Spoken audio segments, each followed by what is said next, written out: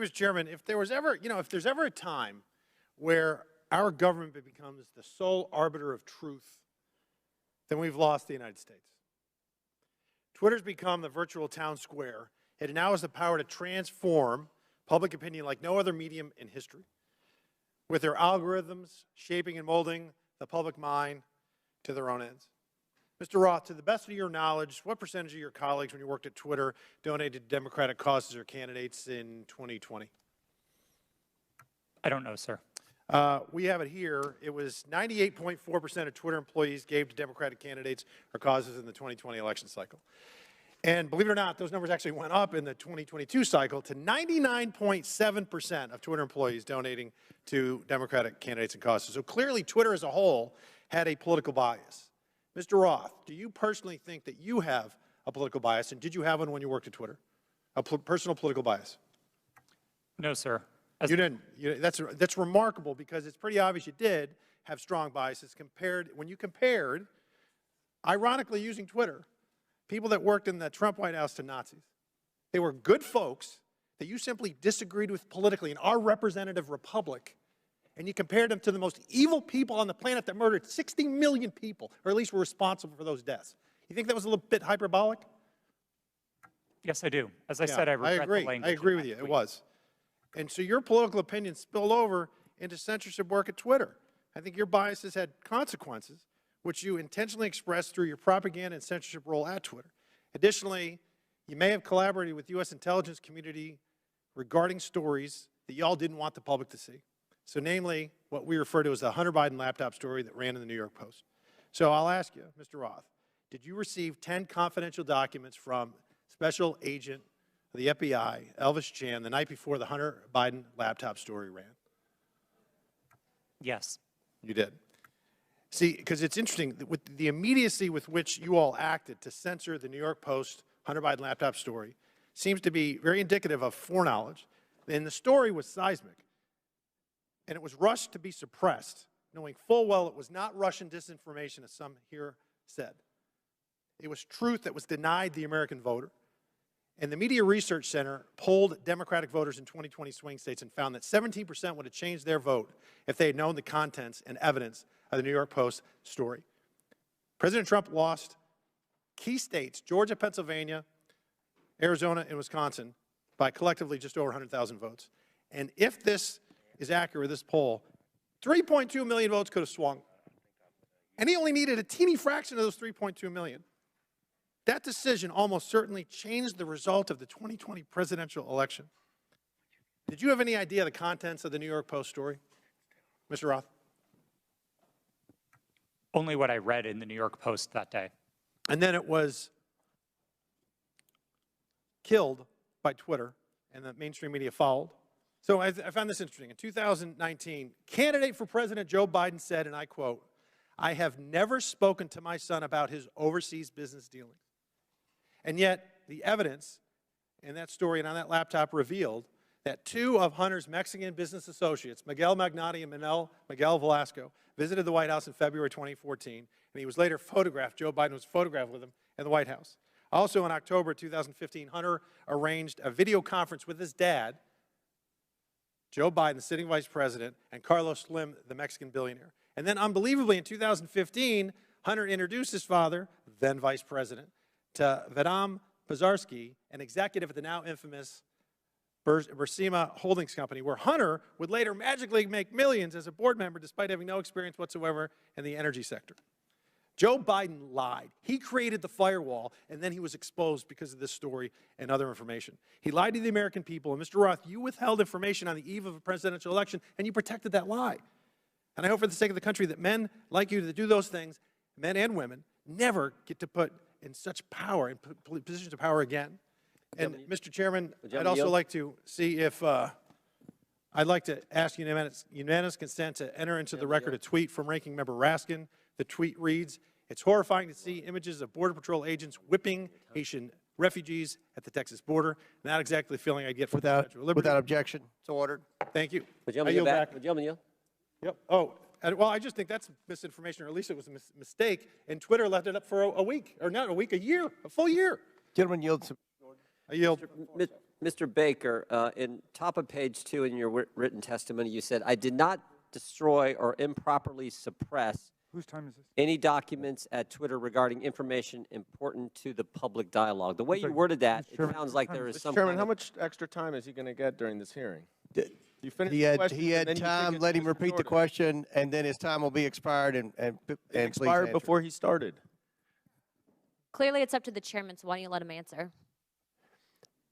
Mr. Baker, on top of page 2 of your written testimony, you said, I did not destroy or improperly suppress any documents at Twitter regarding information important to the public dialogue. The use of the term improperly suppressed suggests there was some kind of suppression done in a proper way.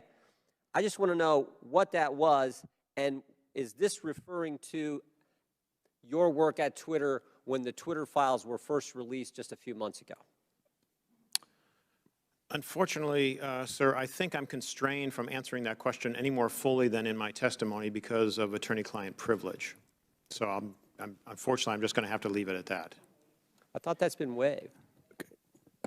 Not the privilege, not the privilege. The non-disclosure agreement, my understanding, has been waived, but not the attorney-client privilege. Understand. Gentlemen, time's expired. I do not have anything in writing to indicate that the Twitter has waived privilege with respect to that matter.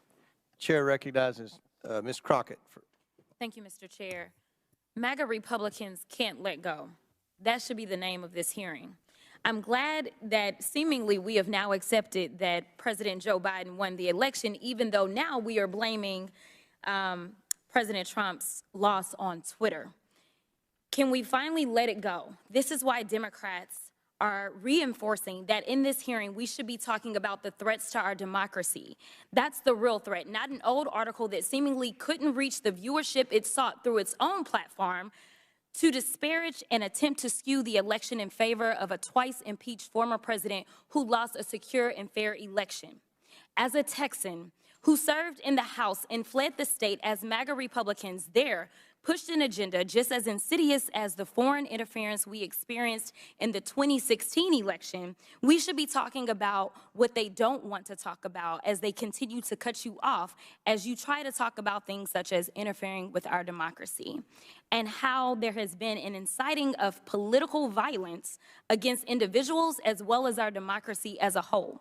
We are supposed to live in the land of the free, and when some people are afraid of losing power, they engage in conspiracy theories and distractions, such as the Joe Biden, a candidate at the time, not government actor at the time, colluded with social media to win.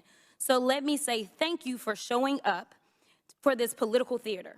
Unfortunately, the American people deserve better of its leaders. They deserve a robust conversation around the very real and very present threats to our democracy, the greatest democracy in this world. So with that being said, let me be clear. I believe that there has been testimony previously by Miss Navaroli. I hope I'm not just killing your name right now. At some point, you stated if January 6th and anything like it, that language, if we would have seen that happen in any other country with any other leader, Twitter would have acted completely differently. It is my understanding from this statement, and correct me if I'm wrong, that you almost felt as if Trump was treated differently. In fact, that you may have been of the impression that he was treated with more deference than other world leaders. Is that true? Yes. As I testified earlier today, Twitter bent and broke its own rules in order to protect dangerous speech, like the tweets that were directed towards Representative Ocasio-Cortez.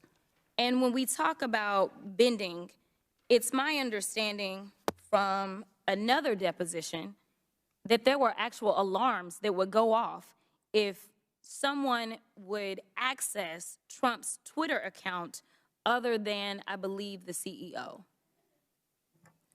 It was my understanding that alarms would ring within Twitter if the account was accessed outside of a select group of individuals who had access to that account. Are you aware of this being an ongoing practice for other individuals' Twitter accounts? At my time at Twitter, the former President Donald Trump's account was the only account that I did not have access to. Okay, so we know that there weren't individual actors running around Twitter setting off alarms every other day. Is that correct? Not to my knowledge, no. Okay.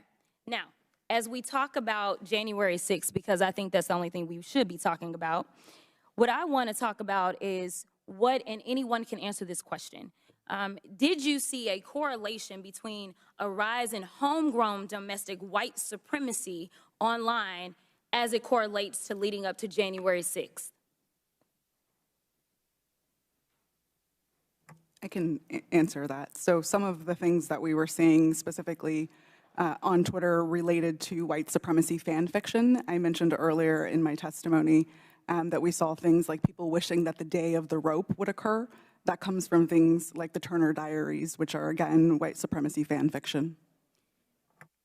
You would also agree with me that it was clear that white extremists were seemingly triggered and activated to take action against our very democracy here at home by some of the activity that was going on Twitter, correct? Yes, I believe so. Now, just to make sure that we can summarize what we allegedly are here to talk about, you all would agree with me when I say that there was no physical damage or destruction to structures, limb, or life as it relates to this article, yet we do know that there was actual harm, physical harm, as well as destruction that occurred as a result of January 6th, correct? Yes, people died on January 6th. Thank you. With that, I'll yield the remainder of my time to Chairman Raskin, or Ranking Leader Raskin.